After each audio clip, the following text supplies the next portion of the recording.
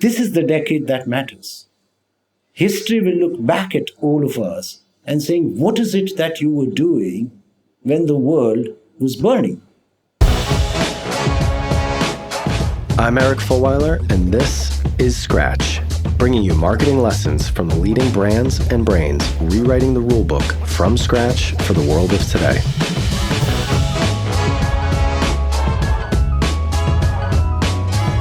Hey everyone, my guest today is Rupen Desai, Global Chief Marketing Officer at the Dole Sunshine Company.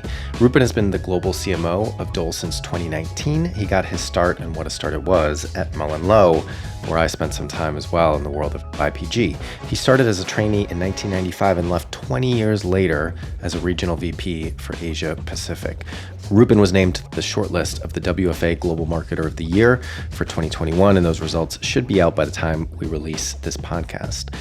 It's a really interesting conversation with Rupen. I really enjoyed it. We talk about a bunch of different things. The drum that he beats the hardest out there in the industry is all around purpose.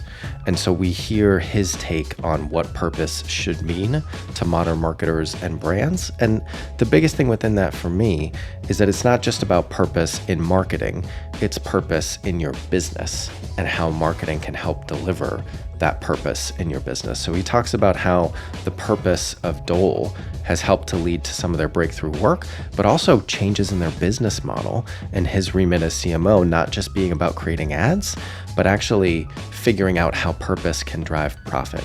You'll also hear his take on why he thinks we in the marketing world are living in our version of the Truman Show, and why a certain style of pants had a big impact on his career.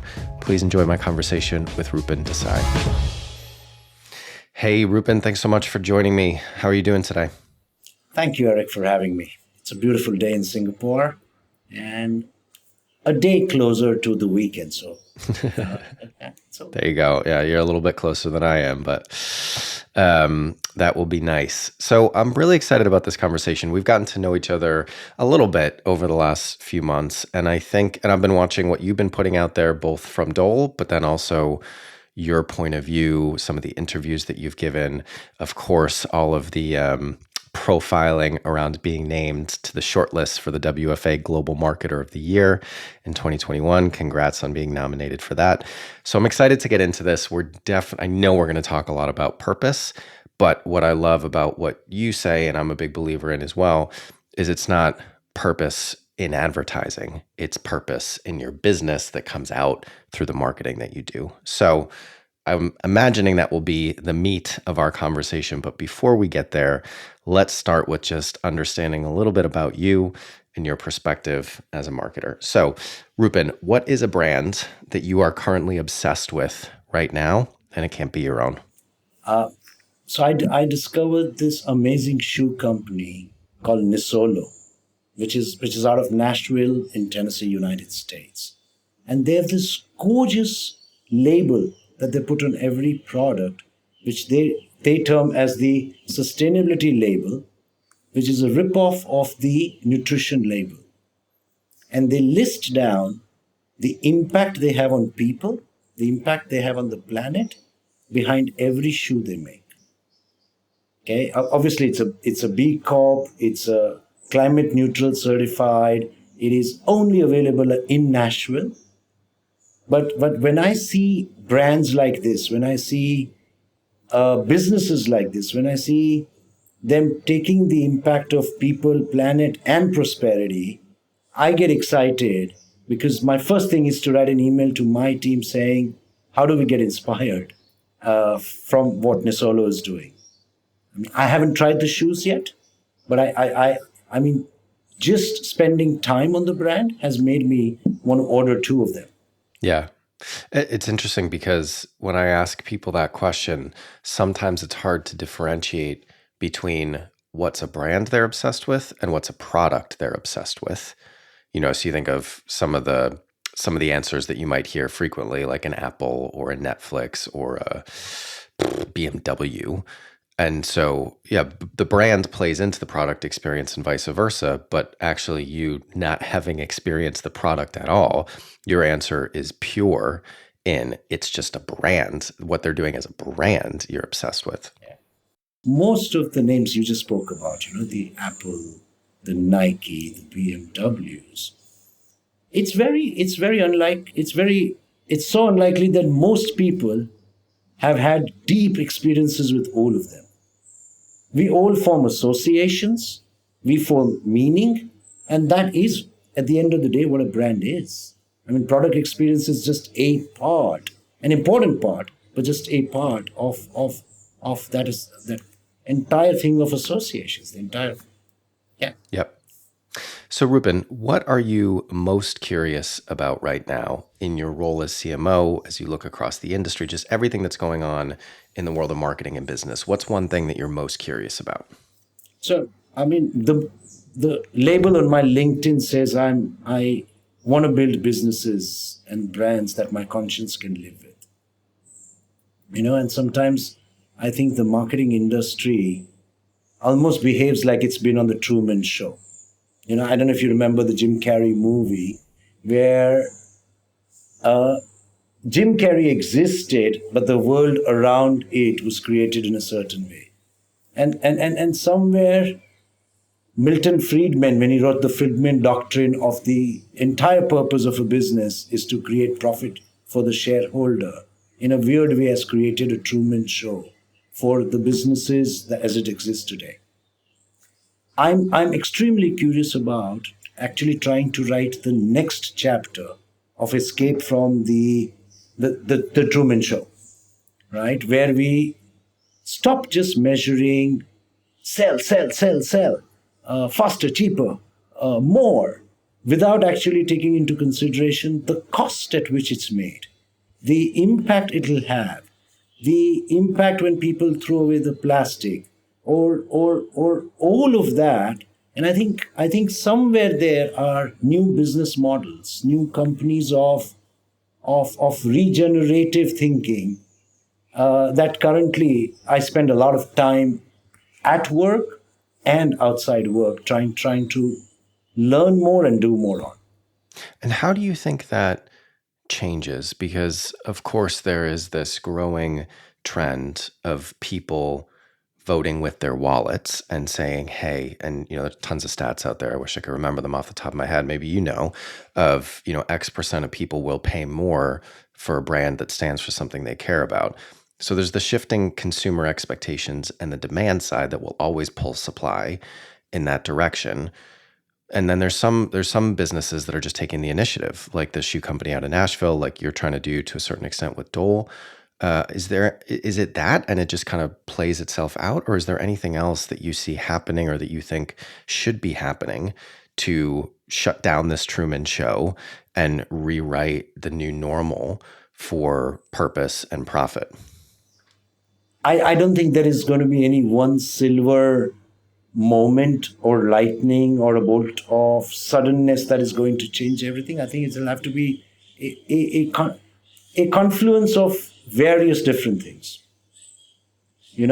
Most businesses report into shareholders. Most shareholders tend to be large financial corporations. Most businesses work for consumers, and most businesses will have leadership teams. But somewhere there has been a systemic creation of shareholder capitalism, which needs to move to a larger stakeholder view. And I also want to dispel this myth that purpose and profit work anti each other, against each other, which is wrong. We talk about sustainability as if it is some eco term. But I think sustainability at its core is about building businesses that are sustainable for the shareholder, building businesses that are sustainable for people who work to create your products. It is to make things sustainable for the communities they operate in. It is to make it sustainable for the consumers they live in, as well as the planet we operate on. So I think this short handing the word sustainability to just eco almost has made it feel like purpose or purposeful companies or companies that promise stakeholder prosperity, which is a much wider way of what the business tends to serve, comes at the cost of profit. That's absolutely untrue. And people couldn't be barking up the wrong tree. Yeah.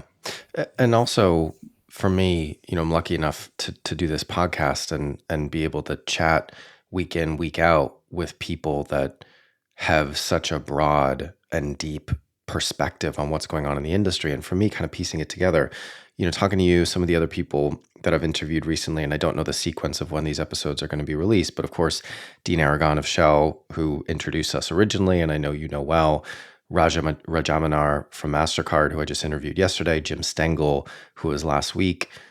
It does seem like there's a bit of a groundswell from the leaders of our industry that are talking more about this, that are pointing to more examples of it happening.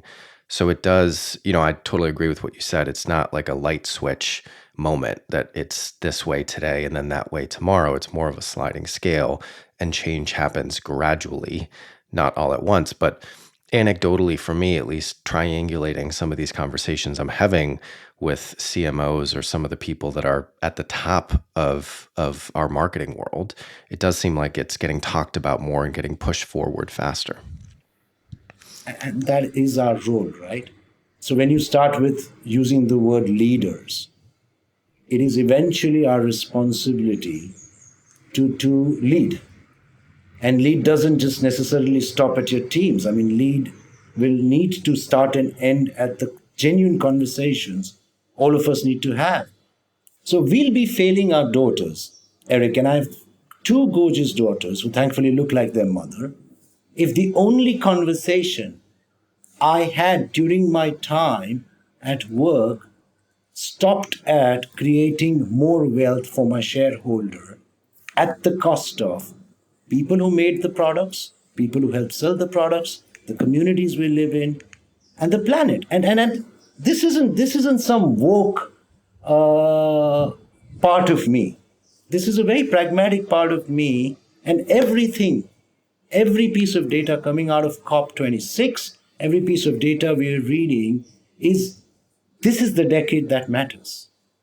History will look back at all of us and saying, what is it that you were doing when the world was burning?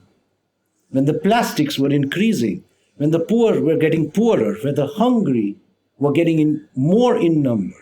And at that point in time, I want to be able to stand in front of my daughters, who will be the ones asking me the question, and saying, I tried to change the systemic Truman Show that we seem to have caught up in, still trying to follow the Milton Friedman era of shareholder capitalism at the cost of everything else.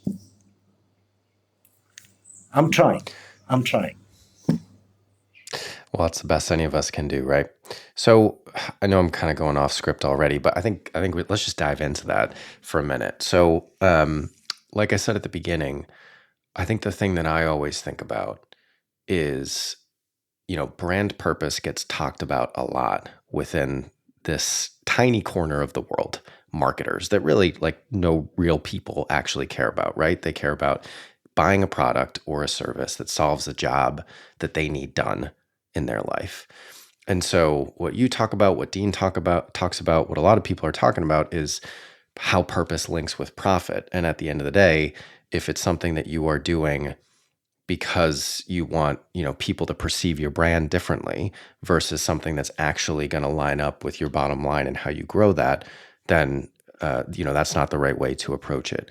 So how do you, it's not that it's easy, but it's easier to work brand purpose into your advertising and do things that talk the talk of this conversation. But how do you at Dole, and I know a bit about, your role there, you're not just the ad guy, you're very integrated with how that business is evolving and the business model and everything that you want to do. So how do you make sure that the purpose of Dole ties to the profits of Dole and takes this broader approach about the impacts it has, and it's not just focused on shareholder wealth creation? How do you do that? So you're absolutely right. I think purpose gets talked about a lot in the marketing corner. And I don't know. 8 or 9 times out of 10 lends itself into some beautiful advertising campaign that all of us, some of us, judge in the south of France and we feel good about it. And in my opinion, it's probably the worst thing we could do to this amazing word called purpose. And I actually want to change the word as well. I actually want to take purpose and make it purposeful. Because as a noun, as an adjective, it starts defining some advertising PR campaign. But as a verb, it starts defining what companies can do on their journey as they become more purposeful. And I think most companies have a business model, right? I make some chemicals, I mix them, I put them in a plastic bottle, I put a sticker label on top of it, I ship it from here to there, and then I advertise it saying it's going to make your hair look gorgeous or clean it or cleanse it. And obviously, I shouldn't be talking on the subject of hair. But let's imagine if I understand what I'm talking about. Yeah, and you're in the shampoo business.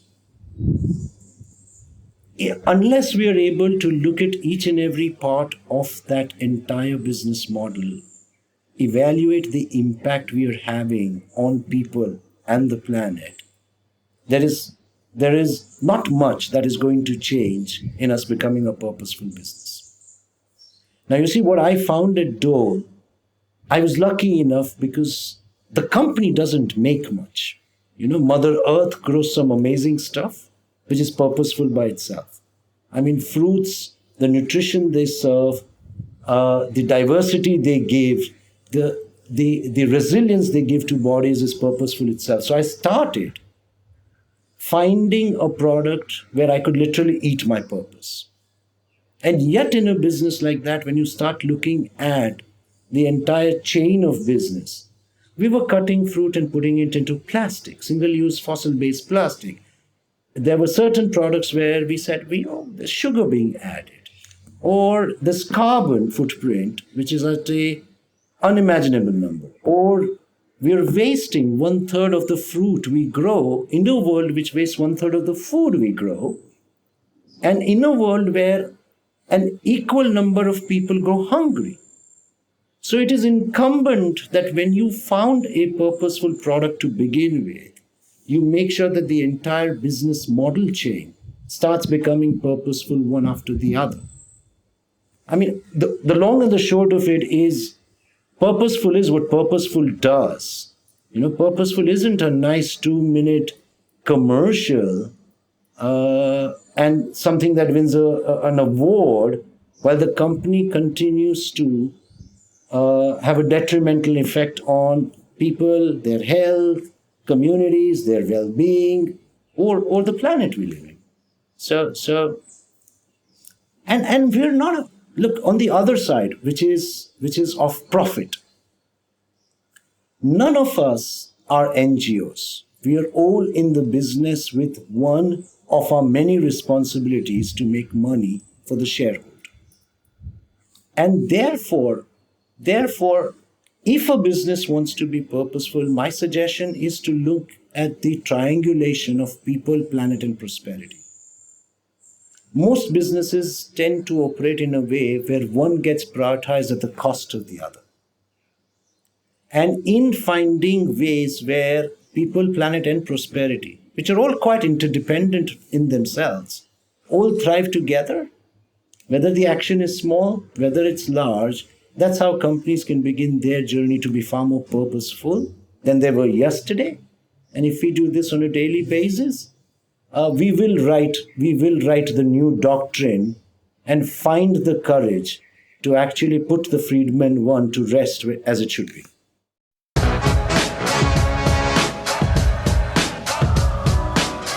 Hey everyone, wanted to interrupt this episode real quick to talk about some of the research that we are now doing as Rival in partnership with Attest, and I wanted to see if any of you listening out there could maybe contribute to it. So what we're doing is we are looking at, it's probably going to be on a quarterly basis, a few of the big trends that we're seeing driving the hyper growth of challenger brands.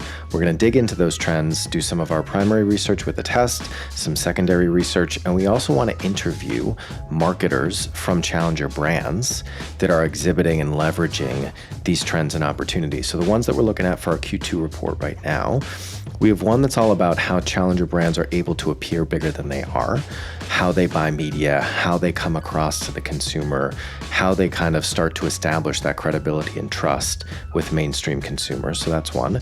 We have one that's around communities and how challenger brands are able to build communities around their brand. And then lastly, we're looking at one that we're calling the Great Crunch. And it's about how this post-pandemic world is coming into this crunch period with the current and pandemic world that we've known for the last couple of years. How are brands adapting to that? How should they be adapting to that?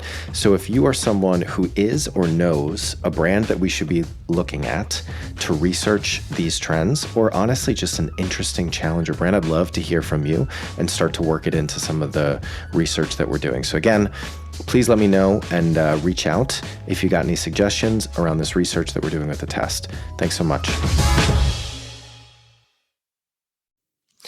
So for, maybe entrepreneurs listening who are building their business from scratch, like we are with Rival, it's easier to set that foundation from the very beginning.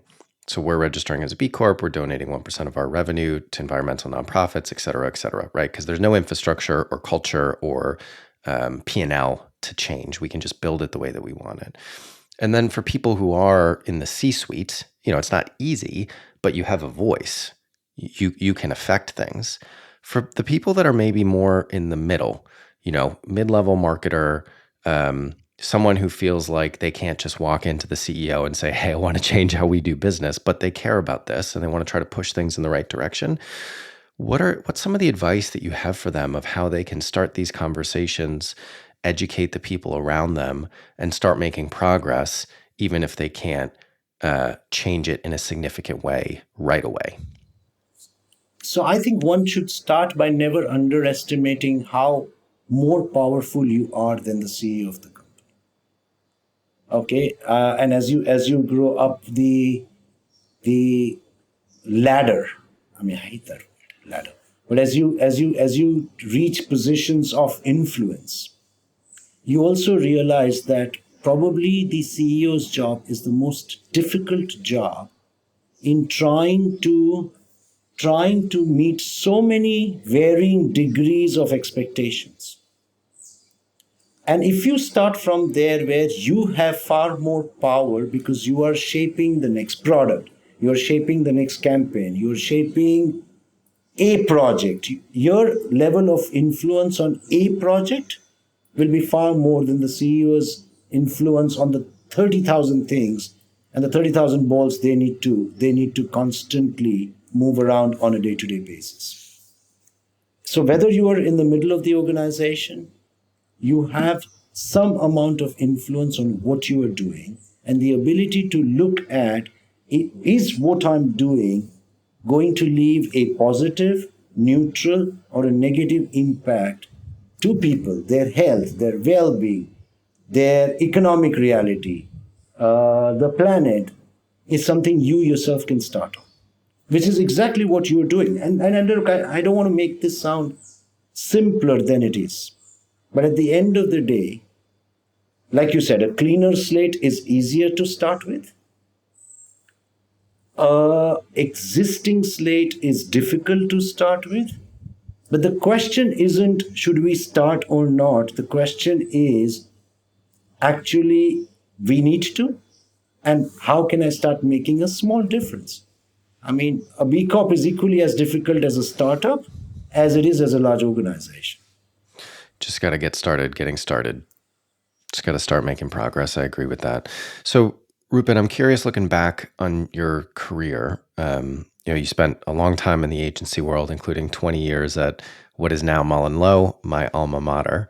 But I'm curious if you look back at that and maybe with a bit of a lens on the conversation that we were just having, what are the things that have had the biggest impact on you as a person, as a professional, that kind of give you this purpose that you have now in your role and in your career? Be curious to just kind of break that down. What are a few things that have really mattered most to getting you to where you are?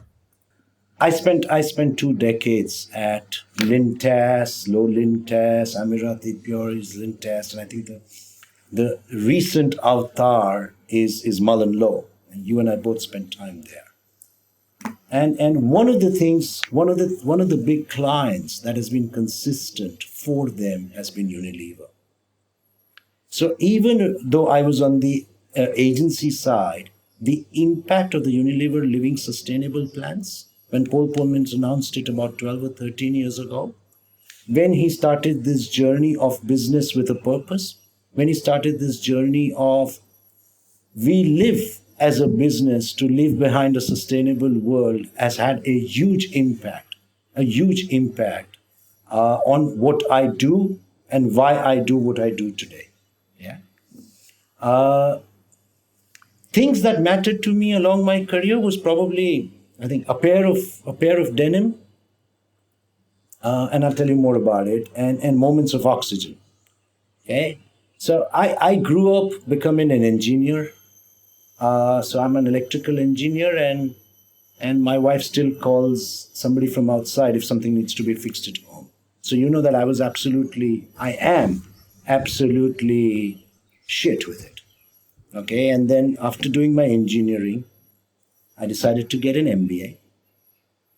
And at MBA on campus, you're allowed two jobs, and if you have to choose between the two jobs so that the next colleague in line gets his or her move and so on and so forth.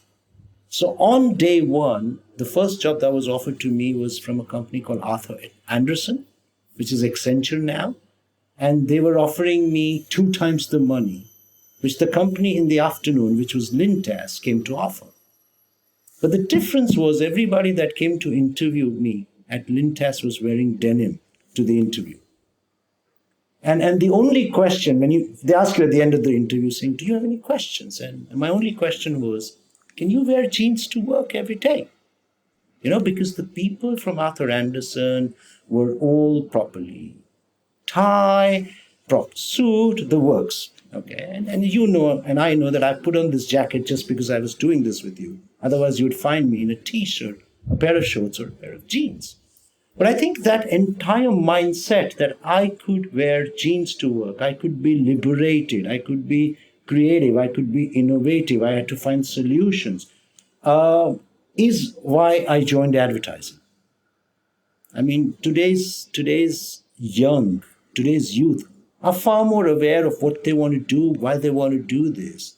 But at my age, at my time, the only reason I chose this career was that I could wear jeans to work.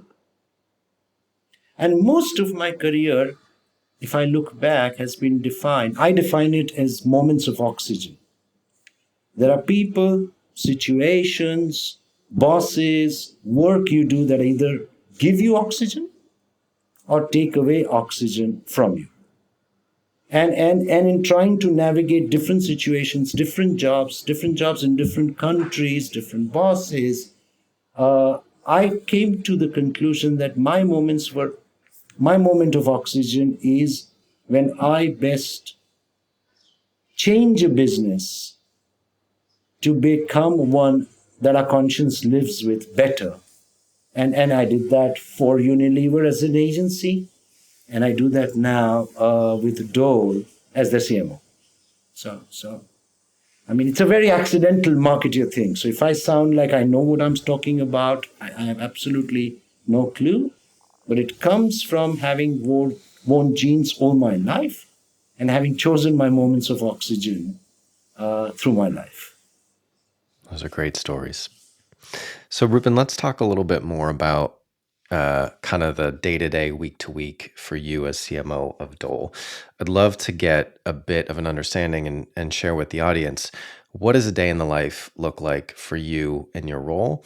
And what are some of the things that you're really focused on delivering right now around this philosophy that you have? Like, how do you actually bring that to life and how you run your team, how you make decisions about investment? Take us into that world for a minute. So, look, all our lives have changed dramatically in the last 2 years, right? I mean, most of our life is now lived across a screen. And mine usually starts at 6 a.m. with two young children. And if you think of the term organized chaos and take away the word organize, I mean, that's usually the start of my morning. There's lots of cuddles, kids in the bed, and it's usually a 6 o'clock wake up, all timed to. At 8 o'clock, I get to find my team in LA the evening before. I tend to follow the long and the short of it in the way I spend my time. And while Peter Field and his partner wrote the long and the short of it in terms of marketing investment between the long-term brand equity and short-term sales activation, my constant way to try and define my day is to try and spend 50% of the time on trying to define the big strategic moves that we aren't doing today that we should be doing tomorrow. And I spend 50% of my time on the now campaign, the Christmas campaign, the new fruit bowl work we need to do, the media we need to buy, the conversations that the teams want to share new work with me, and so on and so forth. I look at it. The reality is there are days I fail miserably and it's 90-10 on the end of short term. And then there are days I succeed and I manage 50-50. So a trick I've found is I sit on a Sunday and mark out 2 to 3 hours a week in my diary, which I call strategy deck. Now, the reality is I haven't written a deck in a long time, okay?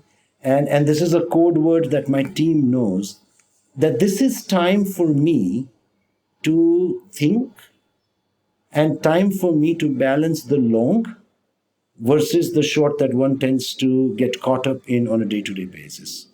But like I said, you take the word organized chaos, remove organized, by the time it's evening, I'm trying to recatch my team back in LA. So 10 p.m. my time is usually 6 a.m. Or I'm trying to have conversations with you in London, or our agencies in Europe, or our teams in Europe, and then eventually find my way to bed with the hope that tomorrow morning they're going to give me 30 more minutes to sleep and come only at 6:30 and not at 6. The tactic of blocking time for that strategy deck, or I call it downtime, I started doing it a few years ago, and it's probably one of the most helpful things in terms of my productivity, because another way of saying short-term, long-term, although it's not quite the same thing, but it's the way that I think about it, is urgent versus important. And what's urgent will always take priority if you let it. People will put time in your calendar. You'll think that you need to go do this, but what gets prioritized gets done, and what's in your calendar gets prioritized, at least if you're like me that just kind of follows what it says. And so putting that in ahead of time, it sounds like a really small thing, and it can be hard to stay disciplined with, and you don't always get there. At least I don't. If I have the time blocked, sometimes I do get pulled into something that's urgent, but like you said, you do your best. And taking a step back like you do on Sundays, I do on Monday mornings, of, okay, what does my week look like? What are the things that I need to accomplish? Making sure that you have that broader, zoomed out perspective, and then prioritizing your time against what's urgent, but also what's important. I think if you polled, 100 CMOs or people that are very successful at what they do, probably all of them would have their version of that. So I think that is a great suggestion and thing to draw out that everybody can learn from and apply to what they do. So, Rupen, I'm curious, the title of this podcast is Scratch. And the reason for that is, we're all about challenger marketing. And we believe that any business can think, act, and grow like a challenger with the right mindset and model. And what that comes down to fundamentally is, there's all these frameworks. We have one. A lot of other people have written about, well, what makes a challenger brand? What allows them to grow faster than the incumbents they challenge? But fundamentally, for me, it comes down to this idea of challengers are purpose-built for the world of today. They take full advantage of the cultural landscape, the competitive landscape, the technological landscape, the talent landscape, And that doesn't mean, if you are a new business, then you only know the world of today. And that's why often startups are challengers and can grow faster. But I think any business, if they can take that from scratch approach, has the opportunity to drive similar levels of growth. So the question I'm always interested in asking, to the extent that it's possible to answer, is if you had to, in your role right now, if you were able to kind of create that clean slate that we were talking about, wipe the pieces off the board and rebuild them, are there things that you would do differently? And what would those be? It's a beautiful question, Eric. I mean, and there are days all of us wish we could actually have that and live that for real. And as I look as a company that sells access to good nutrition, okay, I see the systemic creation of the world of unhealthy, and get scared. I mean, if you just pause and think about it, unhealthy food has become far more accessible. I mean, you drive a highway in the US, you see totem pole after totem pole after totem pole of unhealthy food. Unhealthy food has become far more affordable. So it costs you $15 for a quinoa salad, but you can buy unhealthy food and feed a family of five for $5. Unhealthy food has become far more acceptable. Our children are growing up thinking French fries, oily, soggy, deep fried French fries are a treat. Sugary confectionaries are a treat. And when you just take a step back, for a company that actually where we can literally eat our purpose, it's a scary systemic creation of a world where unhealthy food is far more affordable, far more acceptable, far more accessible. And this has a huge impact on our kids and the future generation. I mean, the food industry will end up becoming the largest contributor to the health industry if we continue this way. So if I had a magic wand or an eraser or a duster, depending on which part of the world you come from, and I could wipe that slate, where I would start would be the entire thing of eating healthy has a huge and direct implication for your well-being, your physical well-being, your mental well-being, the amount of years you live, what you can do in the later years and beyond.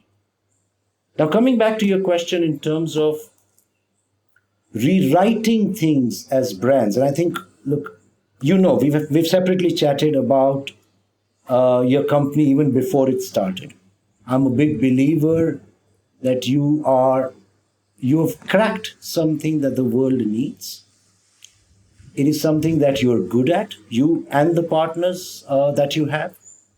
It is something that will benefit the world. So you have kind of cracked the ikigai. I mean, at the end, ikigai.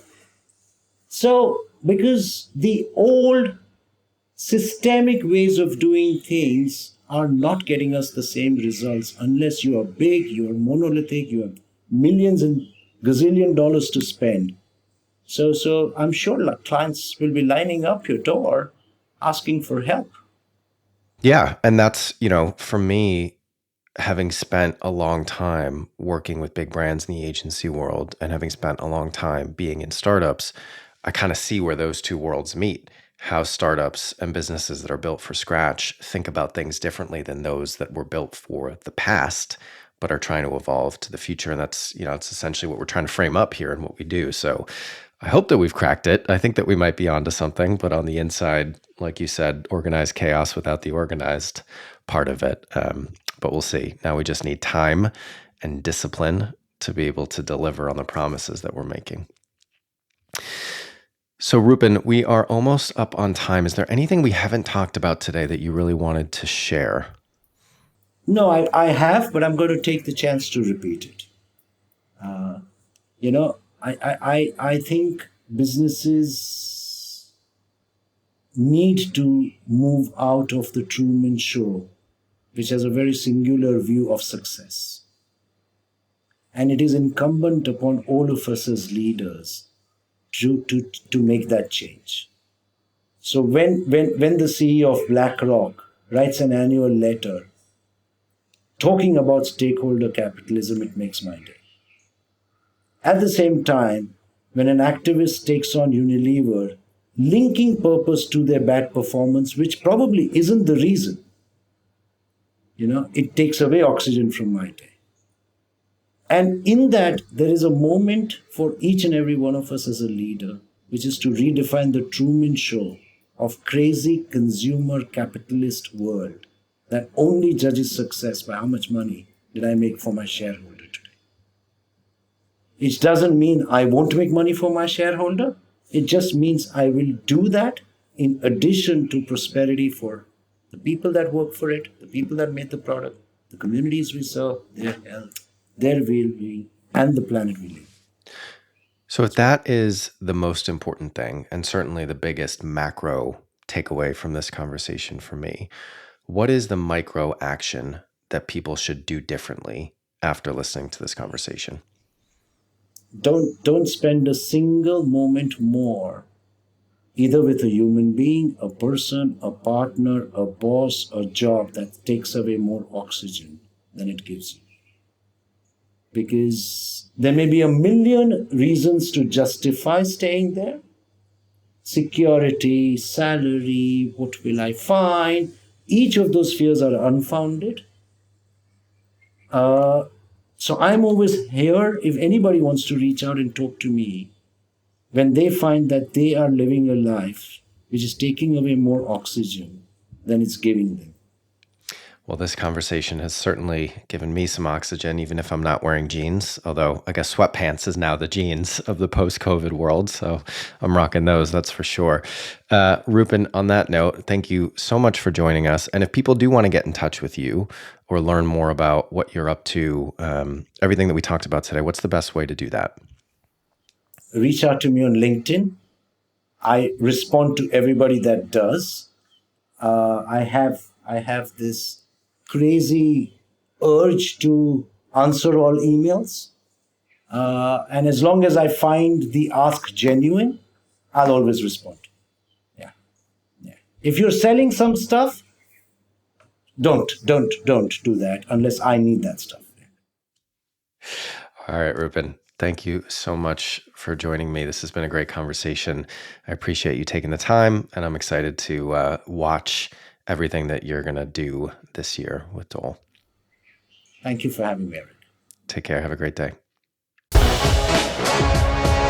Scratch is a production of Rival. We are a marketing innovation consultancy that helps businesses develop strategies and capabilities to grow faster. If you want to learn more about us, check out wearerival.com.